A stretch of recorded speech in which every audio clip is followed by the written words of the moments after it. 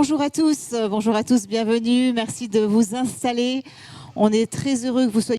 Hello everybody, we're happy to have you with us for this new session. We're going to talk about the awakening of the environmental awareness. We know it's a very important element in the debate. We had strikes, we had activist actions, the civil society is awakening on that, but also enterprises and political instances. So the awakening of the ecological environment. So the coordinator of the session is at the other end, Claudia Conaseni. You are the professor at Sorbonne University at the School of Economics of Paris. You're also a member of the Cercle des Économistes and director of the Observatory of Well-Being. Also with us are guest speakers, Immaculée Tatouzamis, a climate activist, Rise Up Movement. Next to you, Raymond Germain, Director General of Aegis. Jacques Le Pape is next to you, the president of CCR. And lastly, sitting next to me, Liziwi Magdet, member of the board of administration of the Green Connection of the board. So Claudia will start and set the setting of our discussion on the awakening of the awareness on these ecological issues and the impact it has on the morale of Europeans. You'll talk about this eco-anxiety that we are seeing everywhere. So what are responses that we can bring to this anxiety, eco-growth, eco-modernization? What are your theses? What are your ideas? Thank you very much. So I think the human being is used to live without a broad horizon, with a sort of veil that hides the future. So we're short-termist, if I can say. It's linked to the human condition. You know, on a daily basis, you don't want to talk about unhappy events and things like that. So we're used to doing that, play the ostrich. But when it comes to talk about climate change, climate warming, and all the problems, the issues that the planet is faced with, the veil tore apart. When you look at the surveys on the concerns people have, major international surveys driven by Gallup worldwide, we see that in 2018, even before COVID, the major concern, the most important concern was climate change. In France, a long-run survey carried out by IRSM, what is the concern for the French people? In 2018, it was no longer buying power or anything. No, it was climate change. And in all the formulations, it's not the climate warming or disappearance of some species. No, it's the change, which leads to the worries on what's going to happen. We don't know what it's heading for. So this awareness and this vision of a worrisome future gives rise to emotions, eco-anxiety, and especially with the younger generations, because they will be the first victim, and it affects their psychological development, this feeling of feeling anguish, anxiety, faced with something you can't do anything against. You feel that you are you don't have any, you can't do anything against it. And this is well demonstrated by psychologists. So with a view to this eco-anxiety, psychologists recommend that we try to change things, that we accept to move through a step which is eco-ire, is the fact of acting, even violently, to try to preserve the environment, fight against climate change. And we see that the majority of the younger people, the French people, say that they have started to take action to protect the environment. Can you give us examples of practices regarding food, transport, using resources? We know that the problem should be taken from higher up in political decisions, investing in infrastructure, but at the individual level, we need, whether it's useful or not, we need to act to fight against something that worries us. And so it's, I think, useful that this action is taken at all levels, macro, government level, and micro individual level. Thank you, Claudia, for this introduction. Ms. Matusabe, can you talk about your organization? About The role of climate justice activists in ecological awareness. Thank you. Thank you, Isabel. In the effort and strategy. So speak very close to the micro. Thank you. More close. In the effort and strategies to enhance ecological awareness, it is very unwise to exclude women and girls in such efforts because by default of our gender, traditional stereotypes, beliefs, and patriarchal systems of most countries in Africa, our livelihoods as women greatly depends on climate-sensitive natural resources such as water, biomass for energy, and agriculture in execution of our gender-assigned roles. And this has left a significant effect on these natural resources. As women, we are tasked to meet the energy needs of our families in regards to cooking, food provision, and as well as clean and safe drinking water. However, despite all these effects on the natural environment, these activities and engagements have left us women with a very strong bond of knowledge and the understanding in regards to local ecosystems, agriculture, natural resource management, and expertise, and this can be used in harnessing ecological awareness. Furthermore, in discussions regarding ecological awareness, particularly in my country, Uganda, the subject of the ECOP cannot be ignored because it disregards and undermines every effort towards ensuring ecological sustainability. For those of us who could not be knowing about the ECOP, it is the East African crude oil pipeline that is going to cover 1,443 kilometers from Hoima district in the western part of Uganda to the Tanga port in Tanzania. And this is going to greatly affect the climate, biodiversity, livelihoods, and protected areas. 400 wells are going to be dug up in this oil project, and 100 of these wells are within the mighty Marshall Falls National Park that houses very many species of wild animals, and this is going to affect our tourism industry. A third of this pipeline is going to be built on the Lake Victoria Basin, where over 40 million people rely upon for drinking water and food production. Building such a massive crude oil pipeline by the Uganda government and Tanzania with the help of Total Energies is the last thing we truly need as the planet, because it's going to affect the ecosystem, the global south, and the world at large. As we speak now, so far, 178 villages in Uganda and 231 villages in Tanzania have been displaced. And this has led to loss of households, culture, tradition, and family bonds. Talking of ecological awareness alone is not sustainable. There must be a certain degree of accountability from our leaders, countries, corporations, and individuals at large, especially where profits are being chosen over the people and the planet. And in the light of such injustices, it is us, the climate justice activists, that are the only beacon of hope left to rise up, speak up, and create hope for these most affected people and areas. For all the climate justice activists right here, please keep speaking up. Don't stop. Thank you. Thank you very much.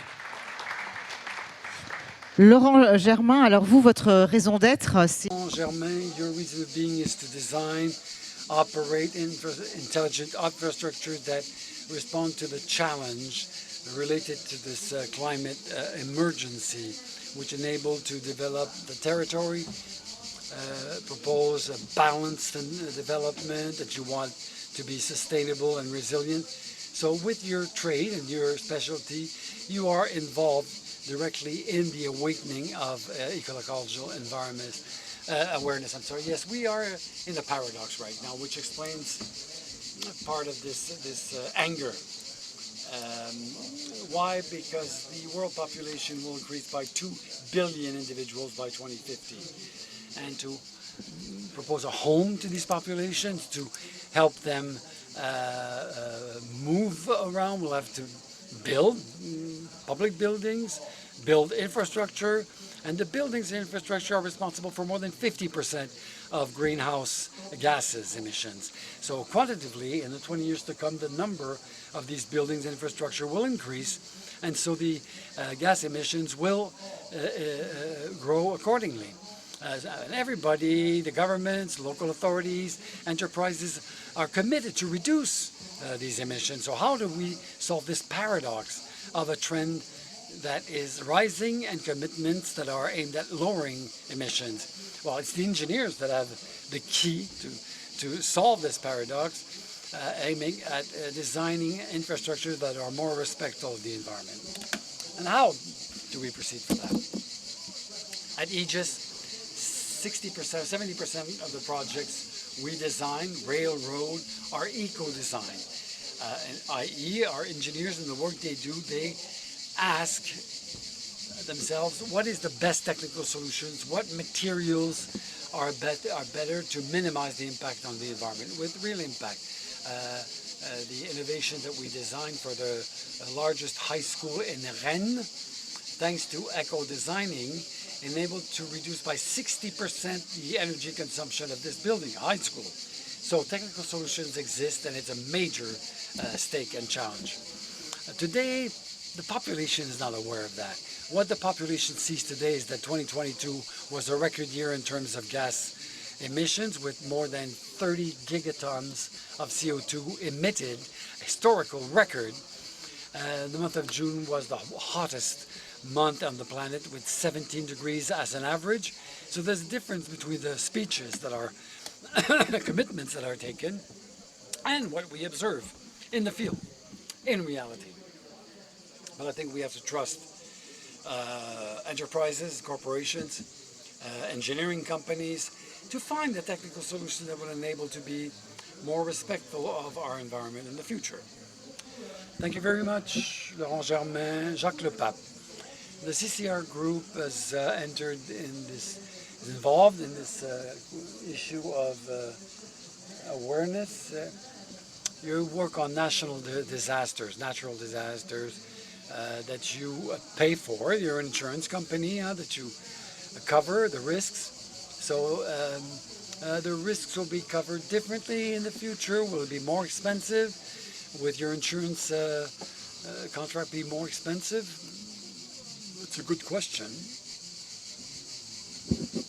As you say, the CCR is an organization. Yes, we can. Yeah, okay.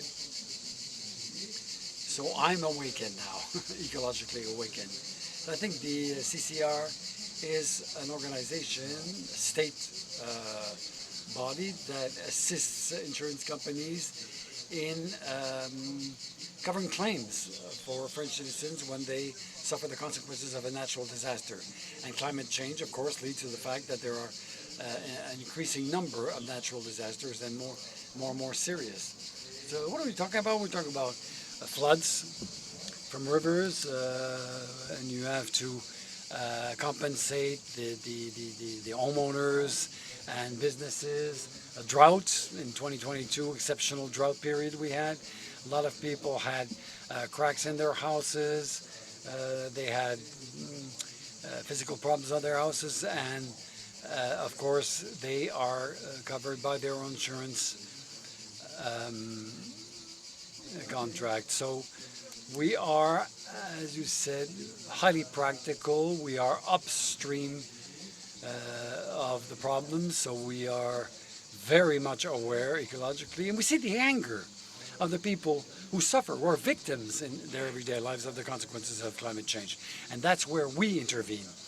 And as you said, we see increasing number of disasters due to climate change. And our forecasts show that by 2050, the cost of compensations will increase by 30%. So what will happen? As you said, there are several options. Since it's more expensive and we're not a central bank, someone has to pay, or someone has to cash the bill. And since we're a reassuring company, we work with insurance companies. One of the technical options is to say, as climate change leads to more and more compensations, we need more premiums, more. So we have to increase our tariffs so that people are better covered. Or we distribute what we have so people will get less compensation. It's a choice, you know, it's a growth or degrowth. It's a possible, it's an option. And the Minister of Finance in France, Bruno Le Maire, created a commission to give some thought on how we would address the issue of the increase of costs due to factors. One, what you mentioned, the increase in the number and frequency of damages. Second, the fact that people want to get better compensation. And I'll go back to the situation in Uganda. I think that in fact the situation in France, in a highly developed country compared to a developing country, is in the case of CCR, there's a big difference. The French insurees benefit from a regime, despite the drama they live through, they are compensated by their insurance companies, so they get compensation. So I think it's part of the analysis we have to propose to people and the choices we need to make to draw the practical consequences of the climate change. We need to have macroeconomic policies to emit less CO2. But in practice, how do we do that? And we compensate, we pay compensation, and we try to find the means to offer better compensation to respond to the demand. Thank you, Jacques Lepab. Easy we Magdid. COP process has having become a place for fossil lobbyists to retard climate action. And then you want to speak about the rise of activists, environmental defenders who speak out and act despite threats to their lives, and that the economic system needs to change. We are going to hear you. Thank you, Isabel. And pardon and sorry, I can't speak French, but I hope you can understand. I just wanted to say that Nelson Mandela, who was our first president of a South African democracy, had these words. He said, "Remember that hope is a powerful weapon, even when all else is lost." And so for me, that is an important factor. I just want to start reflecting on the COPs. If you remember, we had COVID for 2 years, and then now we don't have COVID. We have had climate crisis. It's the 28th year that we are sitting around and talking about how to solve it. There's something wrong. And 636 oil and gas lobbyists, according to someone who counted them, were at COP 27. More, 25% more than were at COP 26. To me, that's an exposure of what is COP. It is not about trying to solve climate change. It is about vested interest trying to prevent the solving of climate change, which is obviously for short-term interests. So, but the sign of hope is that this has now been exposed. And therefore, we hope that those that are involved in those processes will start to take more action so that we have real action on the ground and not a talk shop for another 25 years. So the other sign of hope is as my colleague and friend from Uganda said, is the rise of activism, particularly youth activists. And I think earlier today there was a session about democracy. And where are we with democracy, people are saying. Well, I think people have given up on democracy because those governments are not representing the people that vote for them. They are representing other interests, in my view. And what we have seen over the last 10 years is that an environmental defender has been killed every 2 days. And yet we seem to think that those voices don't count.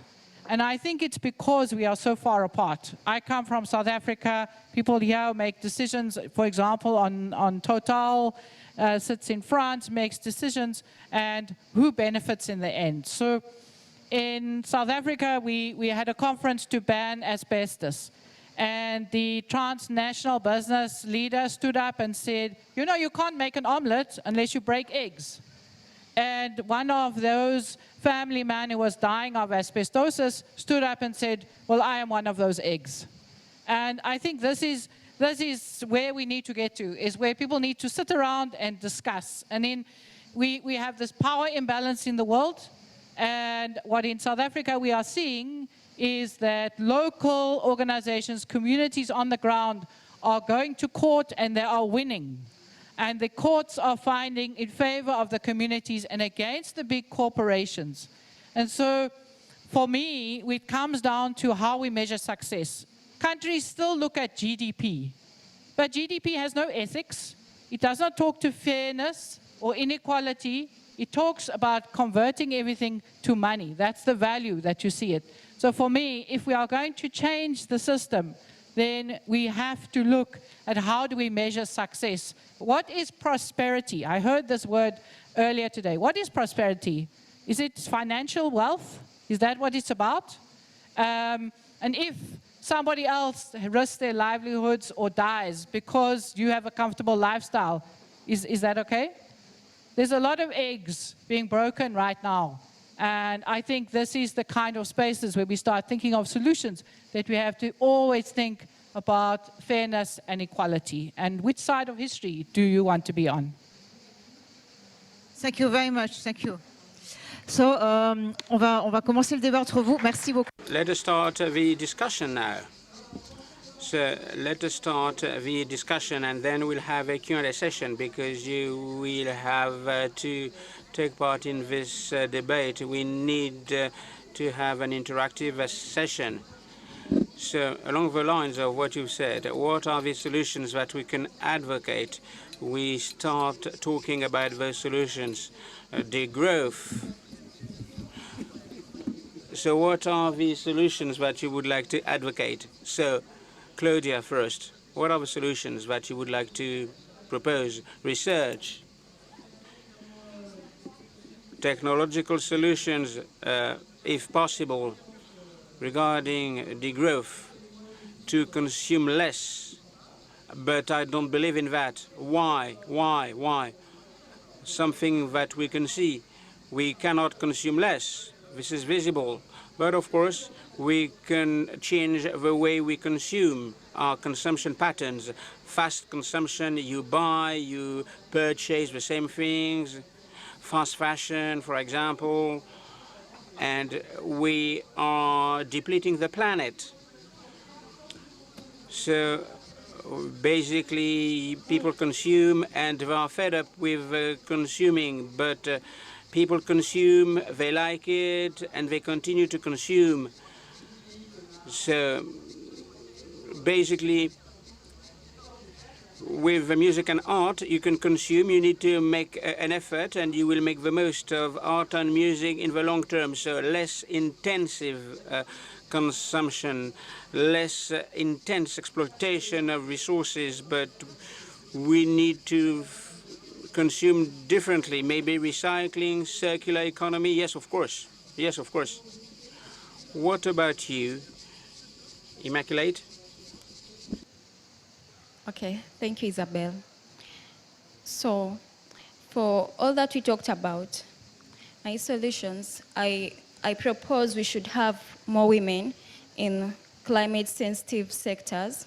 We should have women's meaningful participation in political, social, and every sector, so that they can be able to speak out, to stand out for their gender, because we know most what affects us. Then another thing, I call upon countries, leaders, corporations. As climate justice activists, we've been rising up for the people and the planet. speaking, but they are only empty promises that are given.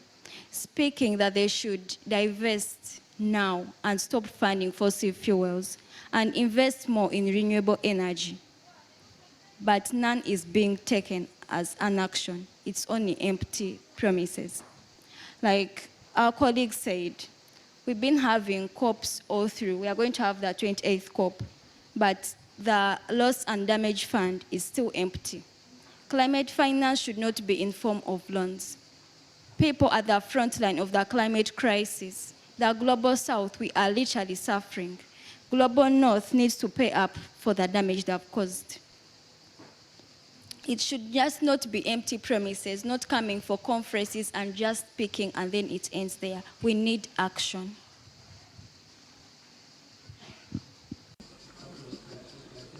The solution cannot come from degrowth.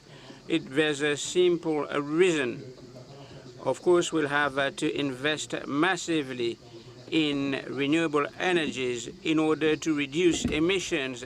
The latest report of Jean Pisani-Ferry says that 2% of GDP by 2030 to build in France, we need to increase by sevenfold the wind farms, to increase twofold solar farms by 2030, because we need to produce more electricity, 40% more electricity if we want to be carbon neutral. In order to generate enough value to conduct these investments, we need to grow. Otherwise, we won't have money. We won't be able to invest in order to reach carbon neutrality. So the solution is not degrowth, but we need to trust companies and public powers in order to get the private-public funding in order to build the required infrastructures for decarbonization. What about you? Not degrowth, but growth. In the insurance business, one of the solutions is investment in prevention, what it's all about. The municipalities can build dams and dikes where there are some floods. When a home is suffering from cracks because of droughts, there should be a water container that will keep water in summer and will limit the effects of droughts in summer, and in a tangible way, in a more concrete way, it's a matter of not building dwellings and buildings in places that are drought prone, to avoid building concrete buildings. Exactly. So with these rules, we will be able to limit the bill that is ahead of us. It's a matter of common sense. It's a matter of being practical. Lizzie, what do you think of that? So I think this issue of growth, degrowth is the wrong question.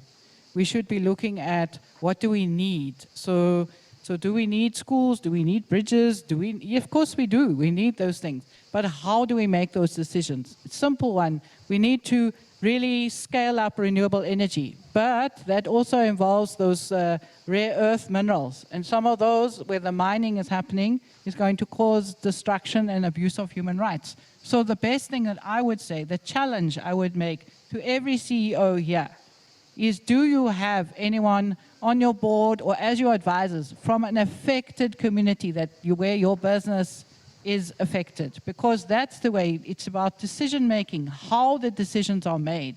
Yes, business can be very innovative, which is fantastic, and with the political will, that is great. But if you do not think about those who are going to be affected, you are not going to solve. We are simply going to solve one crisis and create another. So for me, it's about people power, and it is about involving those who are affected in all your business decisions. Laurent Germain, vous voulez réagir par... Laurent Germain, what is your take on that? That's a very good idea. So, of course, we need to take into account the composition of the board of directors in order to understand climate-related changes. But companies have been doing some work. Why? There are 3 reasons. A company has to transform itself because of climate change. You have a war of talent, for example. 63% of young people who will say that they can give up a job offer if the company doesn't lead by example in terms of energy transition. For example, my company, I recruit 3,500 people each year. If I don't make progress, I won't be competitive in order to recruit the best talent in the company. Second reason, funding, financing. Banks will give funding to companies that contribute to the fight against climate change. A company has some investment needs, but the company needs to present some KPIs verified by the bank, KPIs whereby the company is fighting climate change. And if it's not the case, there won't be any funding. When you have a look at the assessment of the corporate value of companies on the market, the companies that can demonstrate a concrete impact on the fight of climate change will see their valuation increase versus those which don't do that. The war of talent, meaning for the young generations. The young generations, they want to get a job with a genuine meaning. Yes, you're right. It's a quest for meaning, and the company should be able to demonstrate that with facts. So rhetoric is not enough, to say the least. Facts are pivotal. We gave you some examples. When a company behaves badly, everybody will know it. So if a company does not lead by example in terms of ecological transition, it will be conspicuous, it will be visible. So it's a kind of irreversible movement. Claudia, Jacques? So regarding the aspirations of young people, so we conducted a survey with a business school, so we conducted some experiments and experiences. We asked them, between two jobs, which one would you choose? One job with a company being engaged in reducing CO2, and the other job, no. So what is important is action regarding environmental action, reducing CO2. So as part of our survey, on average, these students are ready to give up 15% of their income in order to work that is committed to the reduction of CO2 emissions versus other companies. And there are other examples. They will have more time, more flexibility with management that is more flexible. But the environment is the #1 criterion for many young people when it comes to joining a company. And of course, in fact, it's a demand by young people. It's a preference for young people to work with a company that combats climate change. Jacques Le Pape, what do you think of that? I would say two things. First, I would like to echo what has been said in the field of insurance for the market.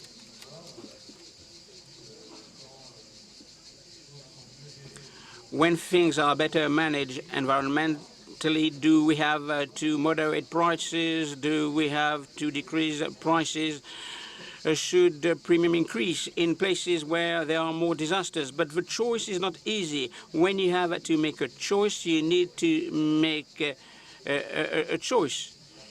There are some people who are most at risk. Or you adopt a selfish attitude. But what is important is to listen to people. One of the key problems with those discussions is that the figures are not objective. Why global warming? What are the figures? And what can we do? So as I said earlier, we are very modest, we are very practical. So we can say, if you consider the current global warming trend, there's a risk. The natural disasters will cost people dear. So what do we do? Do we have to increase the premium or not? And it means that people will have to make normative and financial means, but we have to speak the truth. We have to tell the truth.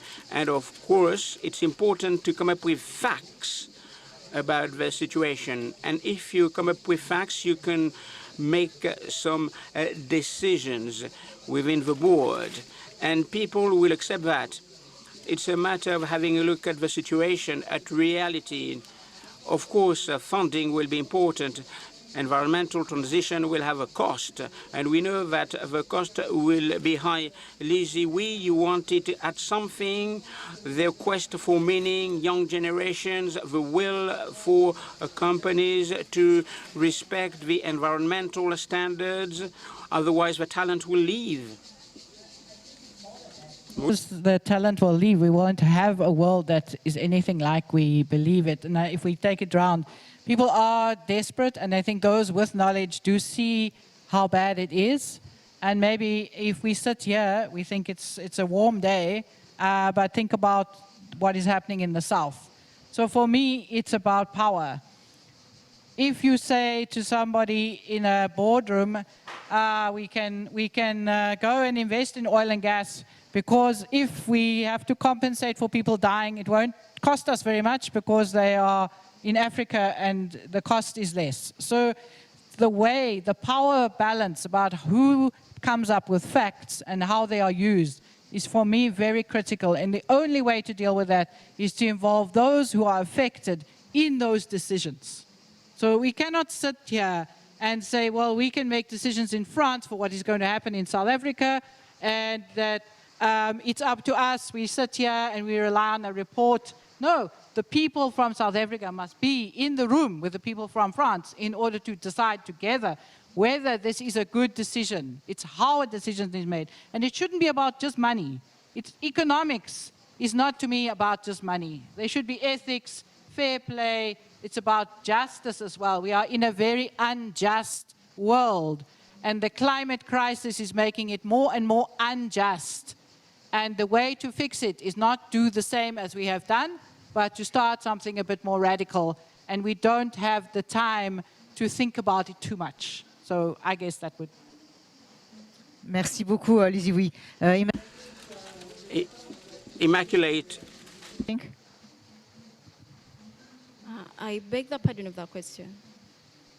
Vous êtes d'accord, donc. You agree with Lizzie. You agree with Lizzie, I guess.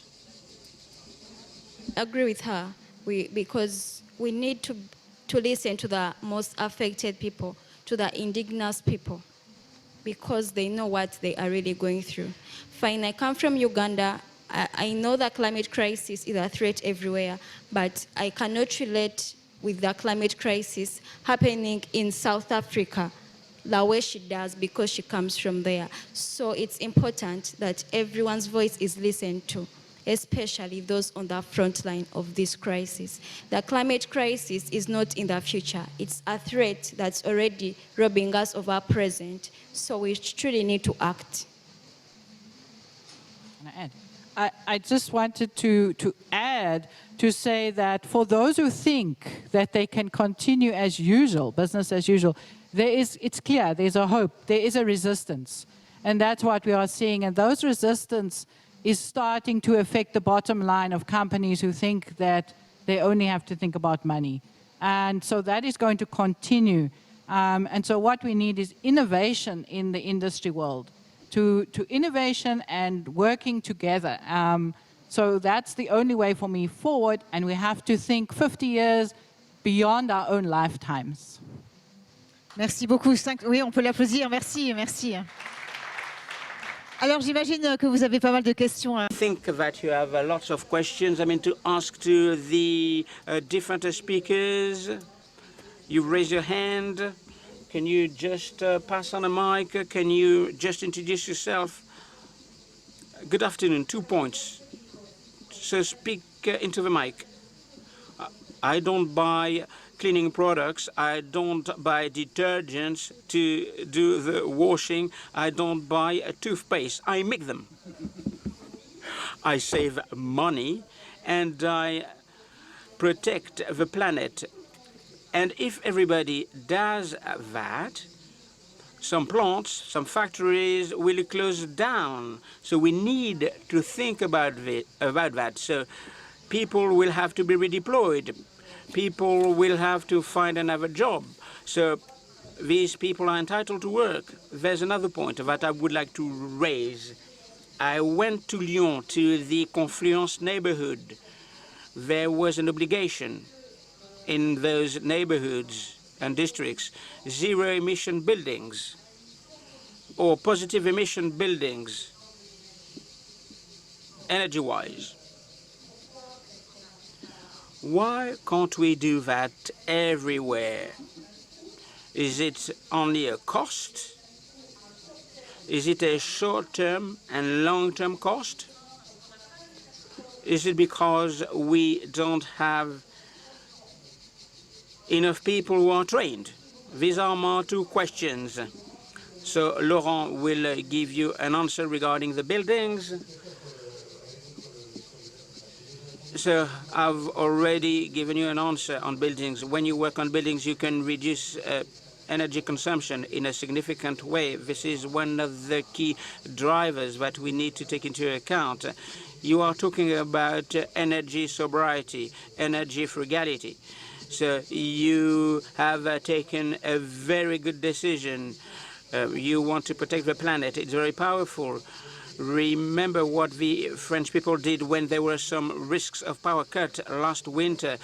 French people were advised not to heat their homes over 18 degrees. Accordingly, electricity consumption in the country dwindled by 10%. So energy sobriety or frugality is one part of the solution, but you shouldn't confuse sobriety and degrowth. Being energy frugal doesn't mean that you need to support degrowth. There's another question. People will have to be redeployed. They will have to change jobs. Yes, it has been the case all the time. If you consider the Schumpeter-based economy, there are some companies that vanished into thin air because they don't meet the demands of the market. And you have some companies that respond to the demands of the market. This is what we called creative destruction by Schumpeter. And this is what's going to happen with climate change. Jacques Le Pape, you wanted to add something? So I would like to answer the question that was put to us. Of course, it's a full-fledged question. In order to answer that question, we need tangible facts, tangible figures. If we want to know the impact of the personal behavior, degrowth versus growth. When you grow, when you are in a growing path, there are people who will continue to consume. There will be people who will adopt, your stance, but there will be some people who will continue to grow. If there is growth, of course, you have to consider that there are lots of people on Earth. So if the economy follows demographic growth, we should be able to reconcile the two. It's a matter of striking a good balance. Claudia, vous voulez peut-être rajouter un élément de... Maybe there's a question. I'm sorry, I didn't see you. Hello. Okay, you can hear me. I'm a bit surprised by what I just heard, particular when I hear that we can't ask people to consume less. I have been applying degrowth for several years. I live much better than I did in the past. I don't take cold showers every day, and I don't use candles. I live normally, but I apply the principles that I defend. Consuming less is not an illusion, it's a need, a necessity. Whether it just boils down to waste. We waste 1/3 of our food stuff. We waste 1/3 of our energy. Is it reasonable to buy, as an average, 40 pieces of clothing per year and per person, when you know that 2/3 of this clothing are thousands of tons that will be sent to Africa as waste to be so-called recycled? We always use the developing countries, to recycle our waste. We need to consume less. There is no other way. And I am under the impression that our debate is 10 years old. It's no time to be a bit more, make proof of sobriety and eventually energy renewal. No, there is an ecological emergency that's at the origin of the disasters. And with the view to this ecological emergency that is recognized by all, that is a fact, there's an emergency to consume less. It's urgent to consume less. We can't ask developing countries to copy our overconsumption model and waste model. We need to be a model, first of all. And the recession will take care of the degrowth, but and the GDP is not the only indicator of happiness. I know that we're at the economic rencontre économique, but I think that in economy we have to use other indicators than the GDP. Yes, I'm sorry, but I'm for degrowth. Thank you. Fuel for thought. Fuel for discussion, Claudia. I agree with what you said. That's what I mean to say, degrowth. You're talking about consumption. I was talking about consumption also. So reducing consumption for those quick cycle products, fast fashion, clothing. For each season we change our clothing, we renew our wardrobe. But consuming less of all these things that are short-lived, it doesn't mean that we consume less. No, we need to invest in energy and innovation, buildings. So in the long run, we're not going to produce less, but we're going to consume less than what is wasted and spoils the planet. I'd like to say something. You said that some make efforts, others don't. So it's compensated for. This seems for you to be a good thing. It may sound discouraging, Why do we do this? It's useless. We represent a certain percentage of gas emissions, so it's useless. It's pointless to make efforts. No, be careful, because in the change of behavior, there's a principle of reciprocity. I make an effort if other people do make the same effort. But even if our efforts are a minority, we have to do it because it has a value of a demonstration. And it enrolls people to follow. I think we have to make proof of deontology and try to make sure that the principle is established and people copy each other. So Laurence, you want to add something to this? No, I think that consumption shouldn't drop. The consumption of electricity, decarbonated energy should increase, because if we do not reconvert a large share of the automobile, for example, park, people won't abandon their cars. So we need to convert. Buying a car is the first gesture of when you move to the middle class. In all developing countries, it's always been the same, and I don't think it will be different today. So the energy consumption, decarbonated energy consumption must increase, and the decarbonated energy production must increase. And for this, we have to ensure to grow and make sure that those who produce decarbonated energy produce a lot more than before. Give the example of France, at least 40%. And that's growth, it's not degrowth. Izzy, you wanted to add something to this? Yes? Just wanted to say that when we start looking at alternatives, the first questioner spoke about making our own toothpaste, etc. That is the start of a local economy. And so that could be a place where jobs get redeployed from existing chemical spaces into a new localized economy, which I think speaks to the second question as well, which is it's the consumption. All of our personal consumptions can change. But I think for everybody, we have to get one thing straight now. It's not about do less impact. It's about every decision must be to restore the planet. We've already done too much impact, and we now need to fix it. So, and maybe I would close with saying, it's change doesn't necessarily happen, because we run out of something. The Stone Age didn't end because we ran out of stones. So, things can happen differently if we put our minds to it. And we are humans, we have a mind. Thank you.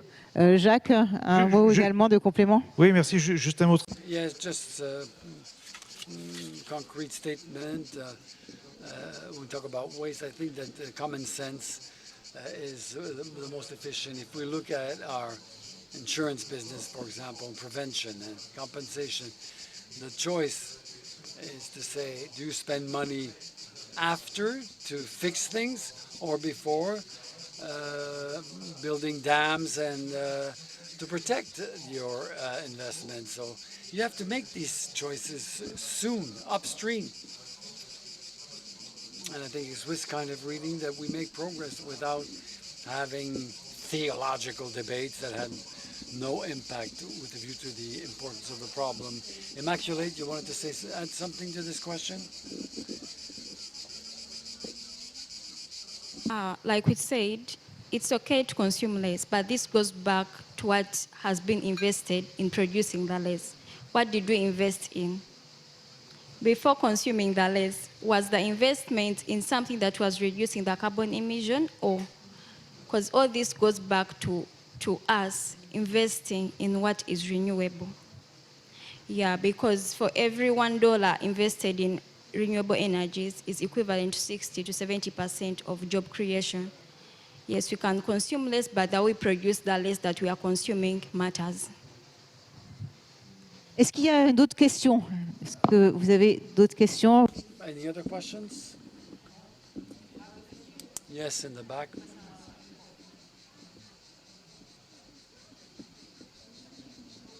Good afternoon. So congratulations for this panel and this conference and this meeting in Aix, and congratulations for the mayor of Aix. So it's the first very small step for Aix and Marseille. So one question, you're talking about waste.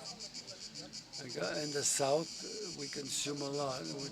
When you talk about consumption, you talk about VAT, you talk about income tax. The more you consume, the more waste you produce. So we need to have ecological products. And so how can we ecological in the south? Thank you.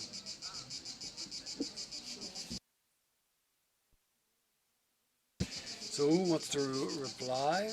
The notion of waste. Okay, waste is very important. Claudia, do you want to comment on that, waste?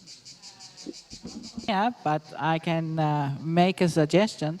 I think that if we build, whatever we build, we must build it to be able to be taken apart when it reaches its end life, not thrown away. And that so businesses and industry should be judged according to how much they can do that. Not just less waste, but what type of waste, and how is it possible for that waste to become the input into another industry. And if we start thinking that way, then we move ourselves forward. On arrive au terme de cette table ronde. Un mot de conclusion rapide. So we're at the end of this roundtable. Maybe a conclusion word, Claudia. I think it's a good loop. What Monsieur Lepape was saying, when you want to assess the cost and the advantages of a consumption production, you have to think of the process, the whole loop, including to the end, to the waste production. So I think that's what is the awakening of the ecological consciousness, to look much more in the future and consider all aspects. Thank you. Big round of applause for our guests. Thank you for your participation. Have a good conference.